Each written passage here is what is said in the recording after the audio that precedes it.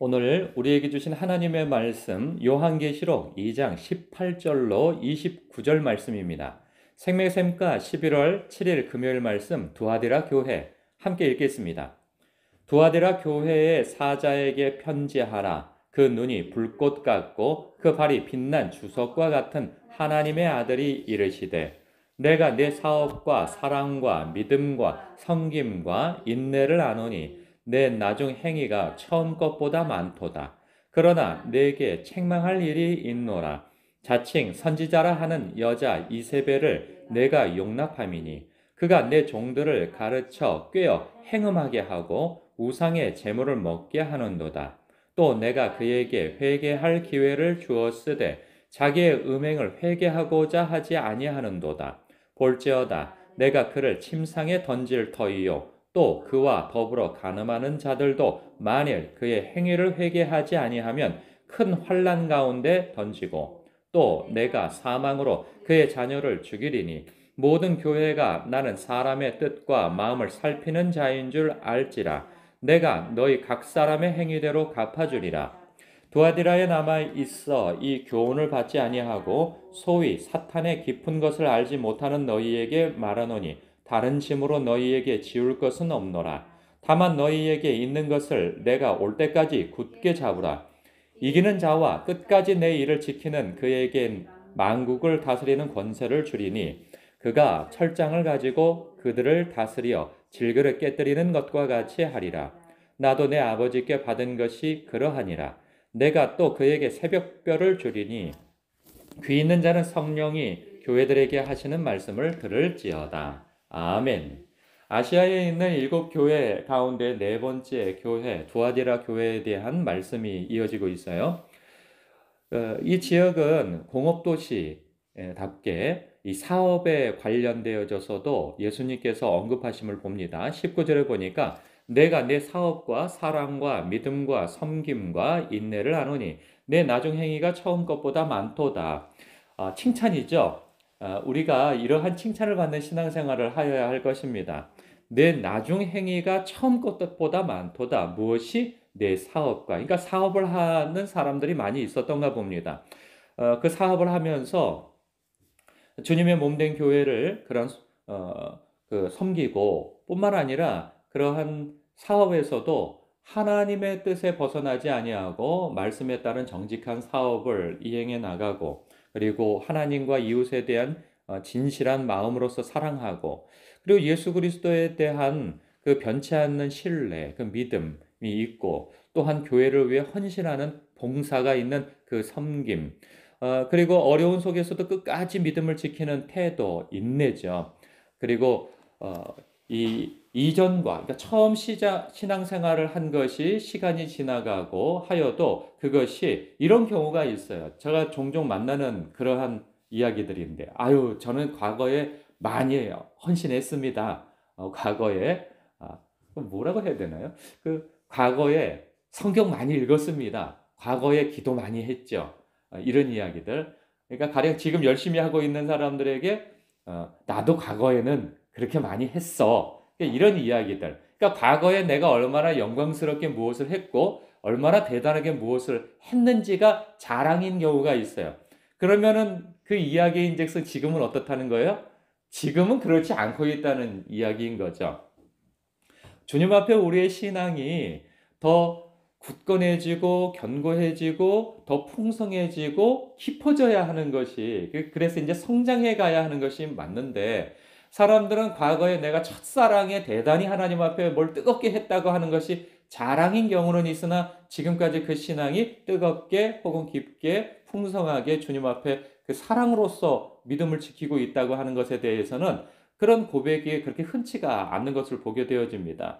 그러나 사도 바울도 고백을 한 바가 있는데 내가 푯대를 향하여서 뒤를 돌아보지 아니하고 앞으로 나간다고 이야기를 하죠. 왜? 내가 주님 앞에 많은 일을 하였으나 그것을 기억하고 내가 영적으로 게으른 삶을 살게 되어지면 주님 앞에 쓰임받고 버림받을 수도 있다고 하는 그 영적인 긴박감 그리고 자신이 주님 앞에 부름받았다고 하는 것에 대하여서 영광스러움이 그 마음에 있는 것이죠. 그렇기 때문에 내가 자고할 수 없고 섰다 하면 넘어질까 두려워하는 그런 영적으로 깨어있는 상태에 서 있는 것이 가장 신앙인으로서 유익하다라고 하는 그 말씀을 주신 바가 있어요. 그런 부분에 있어서 이 두아디라 교회는 내 나중 행위가 처음 것보다 많도다.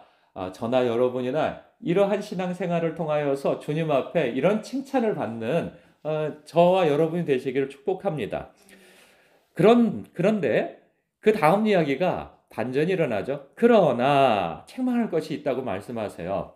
칭찬만 있으면 얼마나 좋겠습니까? 그러나 우리의 삶 속에서도 칭찬할 부분이 있는가 하면 회개하고 버려야 할 것들도 있는 것입니다. 어떤 것에 대하여서 책망을 하시는가 보면 자칭 선지자라 하는 여자 이세벨을 내가 용납했다라고 하는 말씀이 있어요.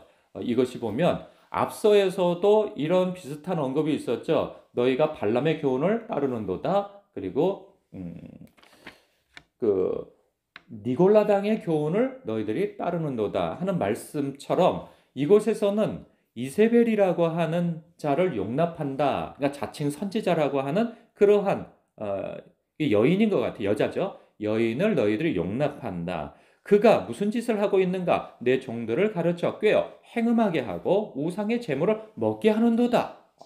이것인즉슨 이 이세벨이라 하면 실제적으로 이름일 수도 있어요. 그 사람의 당사자의 이름일 수도 있는데 상징으로 본다면 우리는 이세벨에 대하여서 모르는 바가 아니죠.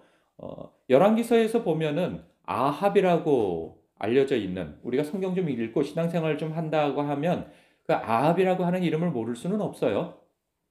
아합은 그 남북 이스라엘 가운데 북이스라엘에 속해져 있는 왕인데 하나님을 대적하고 불순종한 왕 가운데 아주 우수한 성적을 거둔 그런 왕이에요. 근데 그 왕이 그 이방 여인과 정략 결혼을 하게 되어지죠. 그 이름이 이세벨이에요. 그 여왕이.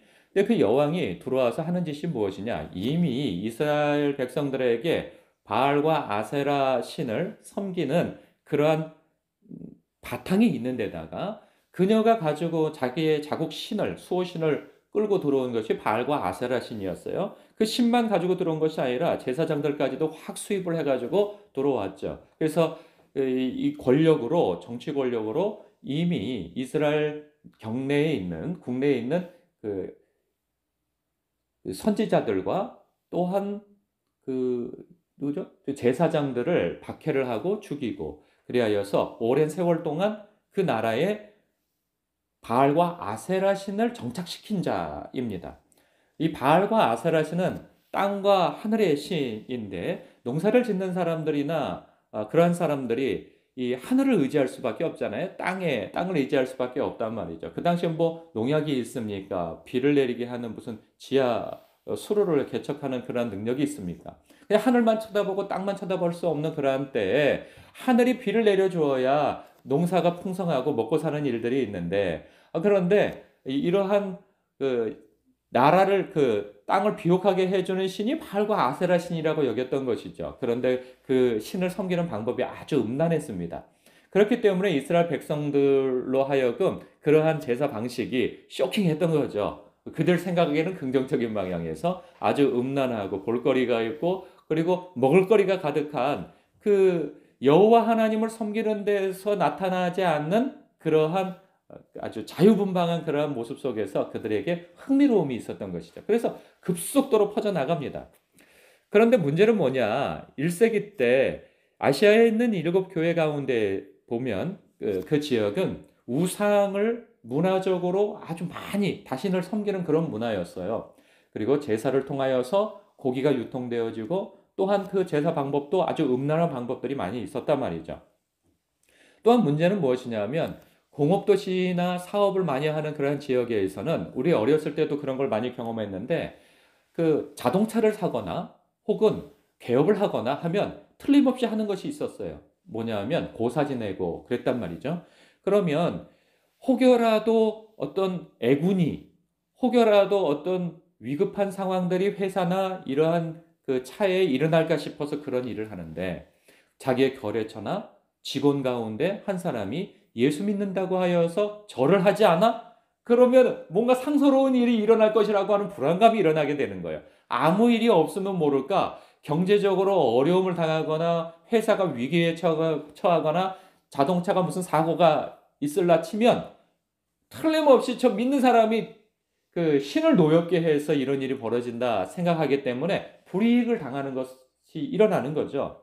그러한 일들 때문에 교회 성도들이, 그러니까 아주 신실한 사람들도 있었으나 그런 사업을 하고 일을 하고 하는 가운데 먹고 사는 문제가 걸려 있단 말이죠. 그런 부분에 있어서 믿음을 가지고 견딘다고 하는 그러한 상황 속에서 어려움을 겪는 그 와중에 이세벨이라고 하는 거짓 선지자가 와서 괜찮다 이거죠. 하나님께서는 다 이해하신다 이거죠. 하나님께서 그냥 그러니 당신들은 열심히 일해서 돈 많이 벌어서 헌금 많이 하라. 그러면 하나님께서 그 이해해 주신다, 복 주신다. 이렇게 이야기를 한다던가 하여서 그 우상을 섬기는 것에 대하여서 용기를 주는 그런 태도. 아유, 제사는 문화 양식이죠. 우리나라 그 고유 문화죠. 그 제사나 고사가 뭐 신이 있어서 그렇게 하는 겁니까? 다 화합을 위해서 하는 것이고, 아니, 가족들이 그냥 1년에 한두 번 모여가지고 부모의 이름으로 모여서 같이 식탁 교제하고 그러는 것이지, 뭐 실제로 뭐 귀신이 온다고, 신이 온다고 해서 뭐 그렇게 하는 것입니까? 가족의 화합을 위하여서 전통적으로 그렇게 하는 것이죠. 하면서 그렇게 사람들로 하여금 우상과 미신을 섬기는데 용기를 주는 거죠. 그 좋은 게 좋은 거라고, 그 관상은 그 과학입니다. 통계학이지 이건 신을 의지하는 것이 아닙니다. 요즘에 그런 이야기 많이 하지 않습니까? 그러니까 사주팔자 이런 거 뭐 직접 가서 하기보다는 그 뭐 오늘의 운세 이 재미로 하는 거 아닙니까? 뭐 이렇게 하면서 그걸 마음에 주저주저 하는 사람들에게 용기를 주는 거죠. 사람이 먹고 살려고 하면은 맨날 교회에서 기도만 하고 예배만 드린다고 그 먹고 살 수 있습니까? 아, 세상은 전쟁터입니다. 그 전쟁터에서 치열하게 싸워야 그때는 좀 적당히 편법도 할 수 있는 것이고 적당히 거짓도 할 수 있어야 먹고 사는 것이지, 사람이 고지식하게 어떻게 그런 일을 다 할 수 있습니까? 그 정직하게만 살 수 있습니까? 세상은 교회와 다릅니다. 이러면서 용기를 주는 것이죠. 그러면서 더군다나 만약에 선지자라고 한다면 하나님께서 이렇게 말씀하셨습니다. 그렇게 해도 괜찮다고 말씀하셨습니다. 아, 그러면 또 얼마나 용기가 나요. 그러면 그 사람에게 마치 복채를 주듯이 어떤 일이 잘 되면 그 선지자에게 그 뭐 헌금을 하고 그 수고비를 주고 이러면 마치 무당을 찾아가서 그 마음을 편안케 하고 그 길한 일을 태기를 주고 이러한 것에 대해서 감사 표현을 하게 되어지잖아요. 그러면은 사람들이 하나님 앞에 기도하기보다는 그 사람한테 가서 상담하고 싶은 거예요. 그 사람을 통하여서 하나님의 음성을 듣고 싶은 것이죠. 그러면 어떻게 됩니까? 말씀을 읽지 않게 되어집니다. 말씀을 들어도 그 말씀보다는 그 사람에게 더 의지하려고 하는 경향이 일어나는 거예요. 왜 오늘날 그 교회 성도들이 그 점집을 찾아가고 그럴까요? 그것은 빠른 대답이 있기 때문이에요. 아, 주님 앞에 기도하거나 그리고 목사를 만나서 상담을 하면 빠른 대답이 안 나오거든요. 아, 기도합시다. 하나님 앞에 하나님을 의지합시다. 이 답답하잖아요. 그런데 그 무당 찾아가 보세요. 답이 금방 나와요. 이런 일 때문에 왔구만. 그러면서 그냥 바로 그냥 어떤 대답을 주고, 그리고 그 부적 하나 써. 그러면 그냥 사람이 마음이 평안해진다는 거예요. 그래서 믿는 자들도 많이 거기 가가지고 그 귀신의 어떤 그 점괘를 바라는 이러한 일들을 가는 거예요. 하나님께서 아주 가증스럽게 여긴다는 것이죠. 이런 부분에 있어서 회개를 할 기회를 주었으나 회개하지 않는다는 거예요. 그래서 자기의 음행을 회개하고자 하지도 아니한다는 거죠. 볼지어다 내가 그를 침상에 던질 터이다. 주님께서 이제 징계하시고 심판하신다는 거죠. 왜? 기회를 주었음에도 불구하고 그 기회를 받아들이지 않고 있다는 것에 대해서 침상에 던진다는 것은, 침상에서 걸어 나오지 못한다는 것은 큰 질병을 걸린다는 그런 표현이겠죠. 그리고 그와 더불어 간음하는 자들, 모든 교회의 성도들이 이렇게 한다는 건 아니에요. 일부 사람들이 그러한 그 거짓 선지자의 말을 옹호하면서 이 교회의 분위기를 어지럽히고 있다는 것이죠.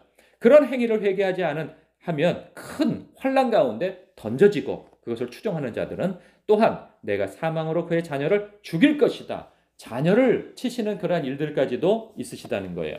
모든 교회가 나는 사람의 뜻과 마음을 살피는 자인 줄을 알라. 처음에 나오죠. 그의 눈이 불꽃 같고, 예수님의 눈이 불꽃과 같이 각 사람의 마음과 교회를 들여다보고 계신다는 거예요. 뿐만 아니라 내가 너희 각 사람의 행위대로 갚아주리라. 주님께서 이런 말씀하시죠. 또 당신을 소개할 때 18절에 그 발이 빛난 주석과 같은 하나님의 아들이 이르시되, 생각해 보세요. 그 발이 아주 빛난 주석이라고 한다면 이 원수의 목을 밟고 이 뱀의 머리를 밟아버리는 그러한 때, 맨발로 밟으면은 뱀이 이렇게 해서 다리를 물 수도 있잖아요. 근데 빛난 주석과 같은 강한 발로 밟아버린다고 할 때 꿈쩍도 못하는 그런 심판주로서의 소개를 해 나가십니다. 그러면서 24절, 두아디라에 남아있어 이 교훈을 받지 아니하고 소위 사탄의 깊은 것을 알지 못하는 너희에게 말하노니 다른 짐으로 너희에게 지울 것이 없노라. 주님께서 너희들이 이미 하고 있는 일들에 대해서 열심을 내는 것만으로도 충분하다. 다른 새로운 일을 하려고 하다가 넘어지지 말고 이미 너희들이 주님 앞에 신실하고 복된 행동으로서 주님 앞에 나아가는 그 일을 굳게 붙들고 있으라. 그것이 다만 너희에게 있는 것을 내가 올 때까지 굳게 잡으라. 그게 뭐예요? 25절에 너희에게 있는 것, 그것은 내가 내 사업과 19절에 사랑과 믿음과 섬김과 인내를 아노니 이와 같은 일을 이 너희에게 있는 것이죠. 그리고 26절, 이기는 자와 끝까지 내 일을 지키는 그 하나님의 말씀을 중심으로 복된 사업과 사랑과 믿음과 섬김과 인내를 끝까지 지키는 자에게 복이 있다는 거예요. 하나님께서 어떻게 복을 주시는가? 만국을 다스리는 권세를 주는데 어떻게 다스리는가? 그가 철창을 가지고 그들을 다스려 질그리 깨뜨리는 것과 같이 하리라. 나도 내 아버지께 받은 것이 그러하다. 주님과 함께 만국을 심판하는데 그 곁에 있게 될 그런 영광을 받게 되어진다는 거예요. 그래서 28절, 또 내가 그에게 새벽별을 주리라. 예수님, 당신을 주신다는 거죠. 그 요한계시록 22장 16절에 보면은 당신을 이끌어 광명한 새벽별이라고 소개하세요. 그런 부분에서 내가 너희들에게 나를 줄 것이다. 내가 너희의 지지자요, 너희의 도움이요, 너희와 함께 할 자인 내가 너와 함께 할 것이다. 이 말씀을 주시는 것입니다. 사랑하는 성도 여러분, 마지막 말씀이 귀 있는 자는 성령이 교회들에게 하시는 말씀을 들으라 말씀하세요. 이렇게 새벽에 말씀을 듣고 묵상하고 주님의 뜻에 따라 주님이 기뻐하시는 일이라면 내가 무엇이든지 하겠습니다 라고 하는 그 마음과 태도를 가지고 주님 앞에 서 있는 여러분들을 축복합니다. 주님 앞에 늘 신실하게 서 계시는 그 삶의 태도를 가지고 주님 앞에 서 계시면 주님께서 너에게 있는 것을 굳게 붙잡으라. 이미 하고 있는 일에 대해서 끝까지 흔들리지 말고 믿음을 성장시켜 나아가라. 말씀하신 대로 살아가시길 주님의 이름으로 축복합니다. 기도하겠습니다.